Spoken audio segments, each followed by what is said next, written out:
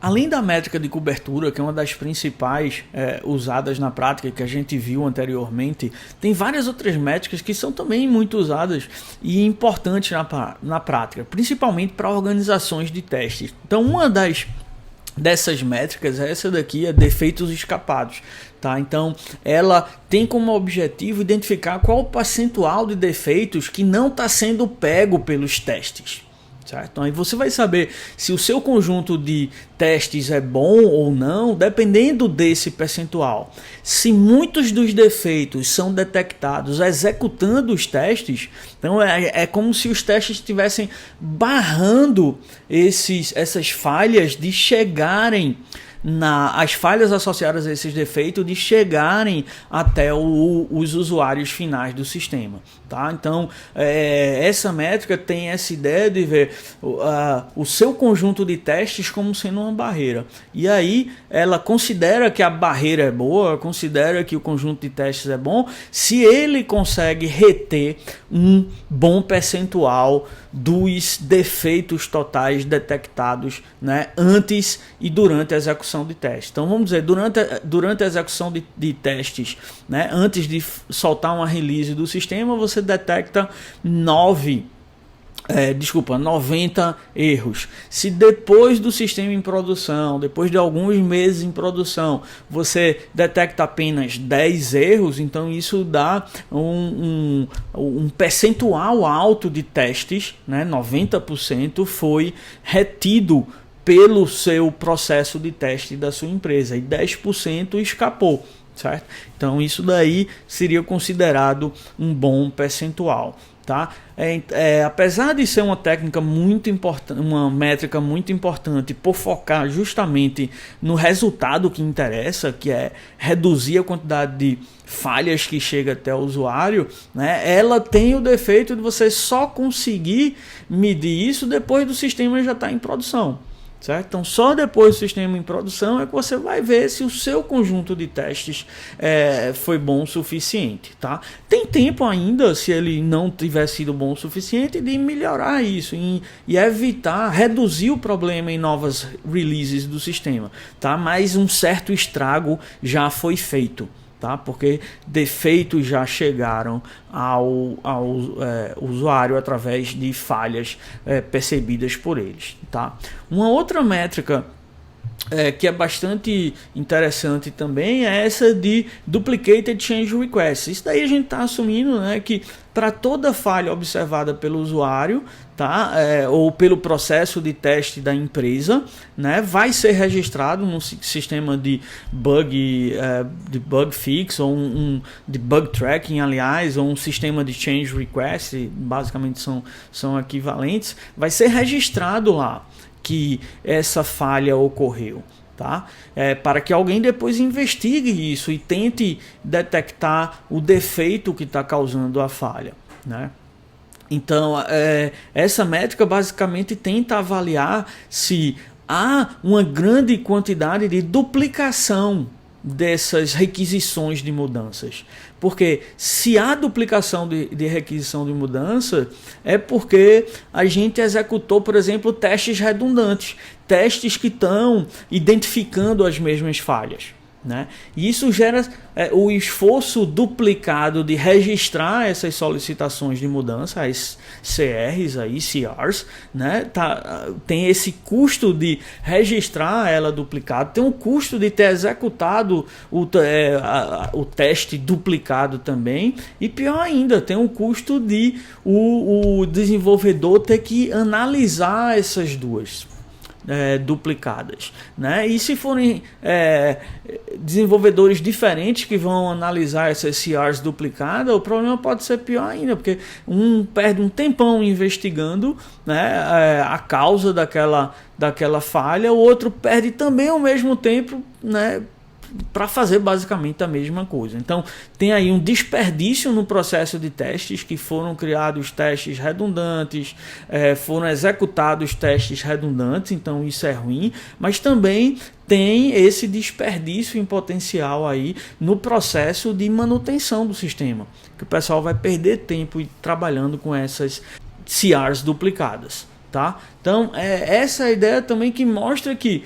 nem sempre mais testes é melhor, porque se eu adicionei 10 testes a mais na minha suíte, mas se esses 10 testes estão detectando o mesmo tipo de falha que os testes existentes já detectavam, só estou gerando trabalho inútil para a equipe de desenvolvimento que vai ter que analisar isso. Tá? Uma situação similar é capturada por essa métrica aqui, que foca nas CRs que foram terminadas.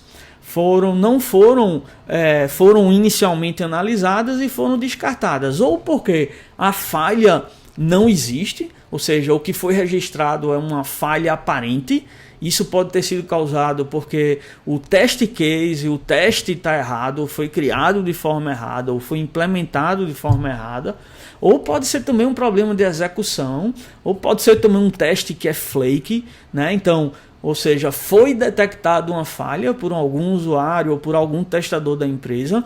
Essa falha foi registrada no sistema como um CR, e quando o desenvolvedor investiu tempo para detectar isso, ele viu, olha, essa falha na verdade é uma falha aparente, não existe na verdade um defeito no sistema, né? Isso foi causado ou porque o teste está errado, ou porque houve um problema durante a execução. Tá? Então isso é um desperdício muito grande, né? Ou, às vezes também pode acontecer de ela ter sido aberta e aquele defeito já ter sido corrigido através de uma outra falha. Então é uma situação onde falhas diferentes têm origem no mesmo defeito. Tá? Também a organização de teste, assim como a duplicação de CRs, essa métrica de terminação de CRs, as organizações querem manter isso baixo, né? Esses índices, esses percentuais baixos, porque eles implicam num determinado desperdício.